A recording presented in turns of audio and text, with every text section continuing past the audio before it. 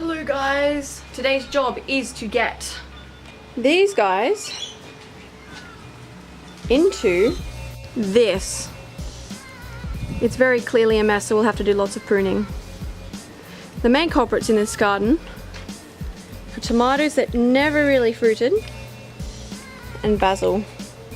So we're going to trim a lot of that back and make some room for our new seedlings.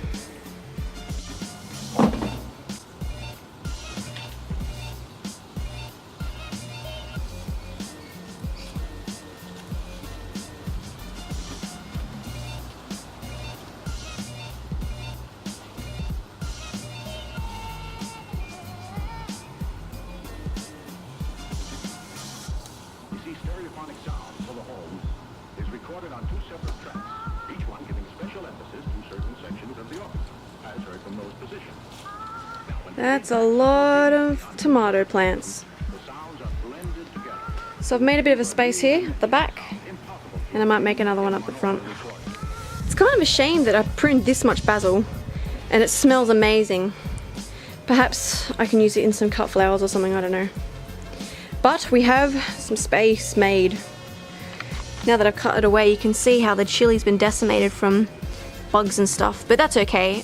In a couple of weeks, we're gonna cut this right back to the ground so it can overwinter. You can see I've got some of my cabbage and my kale here.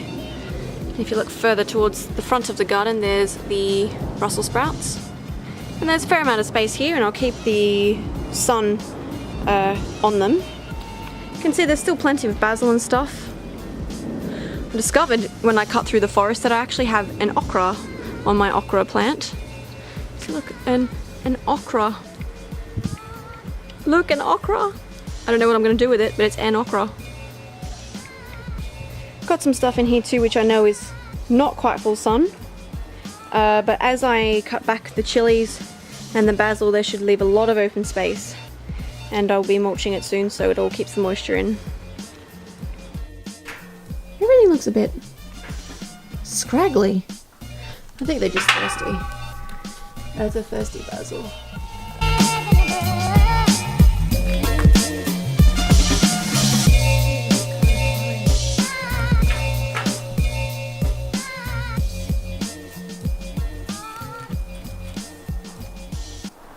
Guys, it's April. Why is there still basil? If you look closely, you can see some like tendrils of, they look like pea, which they are. I've sown a green manure crop on the floor of this garden bed in the hopes that when this basil finally does die, we should have some nutritious soil to plant new crops in. But it's not going anytime soon, I don't think.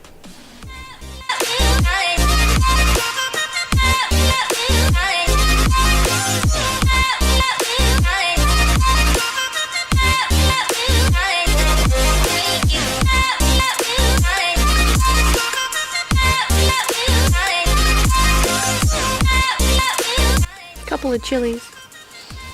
They're not the healthiest looking ones, but still, in April, I was expecting these to be gone by now.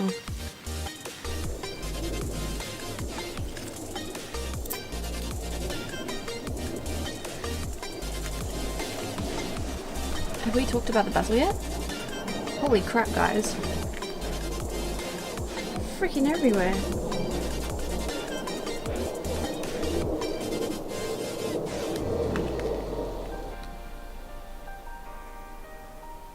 It is nasturtium time. And oregano time. That's going pretty happy too. Look at that. Nasturtiums, what up? Going lovely. The green manure I planted around the base of my citrus trees is starting to come up now. And I'm hoping it will deliver some much needed nitrogen here.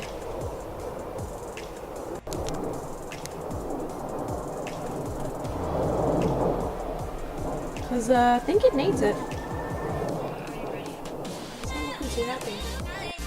So while I was shopping at my favourite plant supplier, I came across a whole bunch of exotic tree seeds, and I bought a bunch. So tamarind, Tamarillo, Miracle Tree, and Baobab. Now these aren't really garden, urban backyard trees, especially not a baobab, since it gets to 10 meters in height.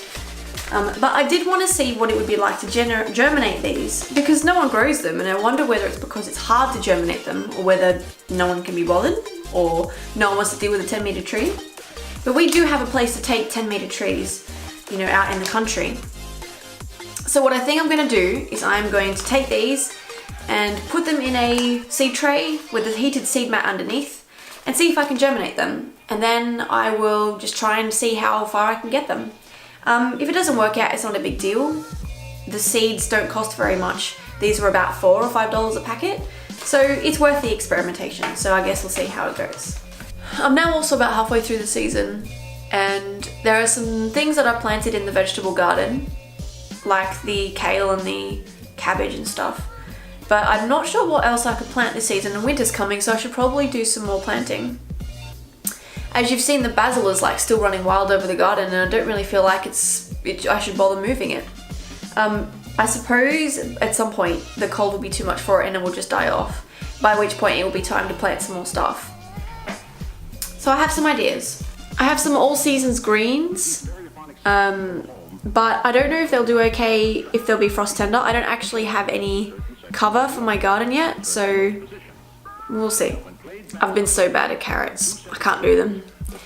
I don't know whether it's the tilth, the temperature of the soil I've picked, whether it's not quite getting enough sun, but I've tried planting carrots 2 or 3 times and they just won't germinate at all. I won't even get any seedlings, and I don't know what the go is.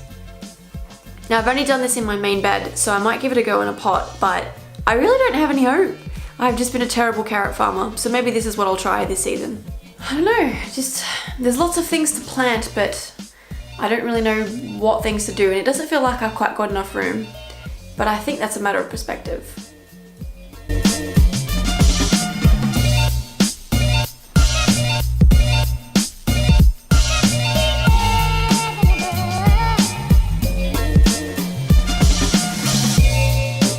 Okay, so not long ago I cut back a whole bunch of basil, and the garden is now in an interesting state.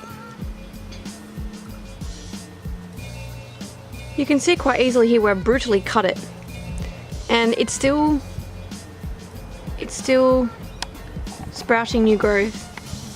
So where I cut back this sweet basil, interestingly, where the gaps were that I made from the basil, tomato has just completely overgrown it.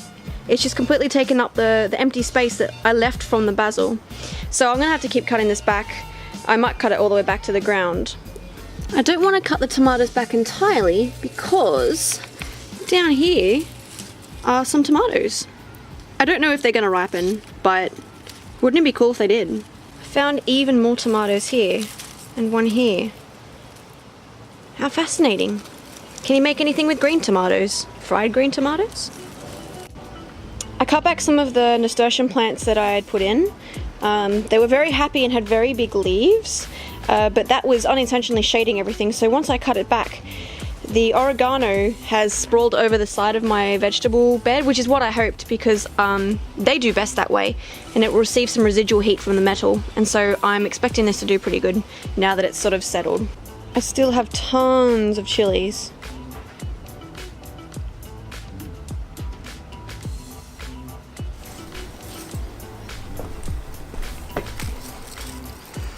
My first ever radish. I only got one to germinate. I suspect it's because there wasn't much sun in the garden and stuff. But you can tell it's all split here from probably inconsistent water or maybe too much water. But it almost looks like a radish. How very exciting.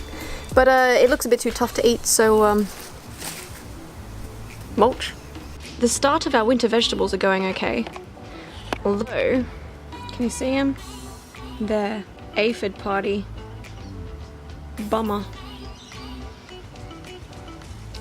There's some cool forest floor action going on in here beneath all the plants. A lot of it is the green manure that I planted earlier in the season, but you can see there's like some rotted chilies and there are some little seedlings growing. You can see there's even a chili seedling that sprung up here all by itself, I'm considering taking it out and planting it. You could always give it to someone as a gift.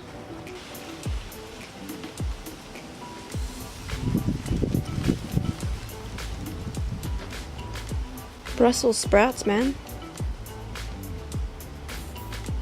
So autumn was a bit of an interesting season. Nothing really happened. I've just been experimenting with some green manure, looking to see if the summer crops would die off, but they haven't. I suspect they might not until the first frosts form. I have heard of annual plants being semi-perennial, so I'm going to let the basil go and see if it just dies off on its own or whether I get it year round. That'd be interesting. I think winter coming up for me, I'm going to focus on doing some winter veggies and see if I can get some harvests of beetroot, of cabbage and kale, and see how that goes. And just thinking about what the next spring will be, because there'll be a big flush of new growth. I might have to build some structures for capsicum and tomatoes this year. And yeah, just some planning and maybe see how some winter veggies go. So I hope you enjoyed this autumn little update thing. If you like it or you have any questions, leave a comment. And I will see you in the next gardening video. See you later.